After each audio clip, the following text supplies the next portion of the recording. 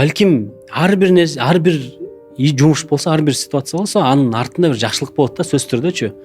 Демек, бүгүн мен ушинтип аракет кылып жүргөнүмдү, мисалы мен атама ишенбей, же болбосо апама ишенбей, мындай ата энем бар эле деп бирөөгө таянып сүйөнбөй, өзүм аракетим кылып, өзүм арабамды тартып, өзүм киндигим өзүм кесип жүргөнүмдүн себеби ушулдур эле. Тагдыр мени ушуга алып келген да. Анан мен мурда көп мындай ойлор келе берчү да, мен китеп окуганда кыйын адамдардын, белгилүү чыган адамдардын, мисалы, тагдыры көпчүлүк эле меникине окшош да, мындай. Жаш кезинде эле ата энесинен айрылып калган, анан бир жетим чоңойгон балдар ушундай да. Бирок келип аягында белгилүү кыйын болуп чыккан, анан суроо боло берчү да, бул адамдар, белгилүү кыйын адамдардын бардыгы неге ата энеси жок?